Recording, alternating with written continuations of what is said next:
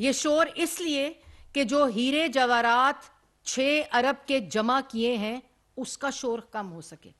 ये शोर इसलिए कि तोशा खाना में जो डकैतियां हुई हैं, ये खाली एक घड़ी का मामला नहीं है। ये तोशा खाना की जो डकैतियां हैं उसका शोर कम हो सके। ये शोर सिर्फ इसलिए मचा रहे हैं, ये कोई से सरोकार नहीं, इनको किसी जमहूरी तसलसल से सरोकार नहीं है, इनको आवाम से किसी किस्म का कोई सरोकार नहीं, जिस पर मैं अभी आती हूं।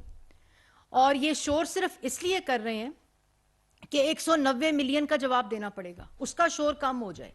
ये शोर इसलिए कर रहे हैं कि जो 4 साल मुल्क के अंदर अपने माफियाज को बिठाकर डाके डाले गए हैं उसका शोर कम हो सके।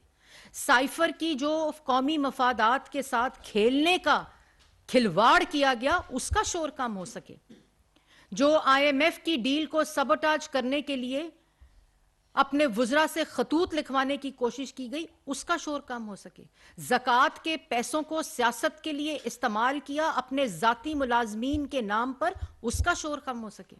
ये चाहते हैं कि मुल्क अभी क्या फरमा रहे थे, इतने बेशरम और झूठे शख्स हैं।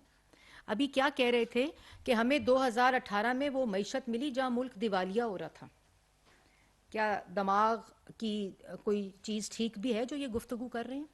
2018 में जो मईशत इनको मिली वो इनके डेटा के मुताबिक 6.1% पर मुल्क तरक्की कर रहा था। जो मईशत इनको मिली उसमें महंगाई तारीख की कम सतह पर थी, 2.3% महंगाई खाने पीने की अशिया की थी और 3.6% महंगाई मुल्क की महंगाई की शरह थी।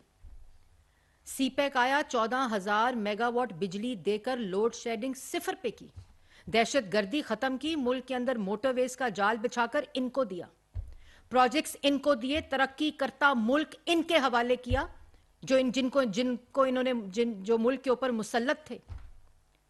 ये कहते हैं मुल्क दिवालिया हो रहा था।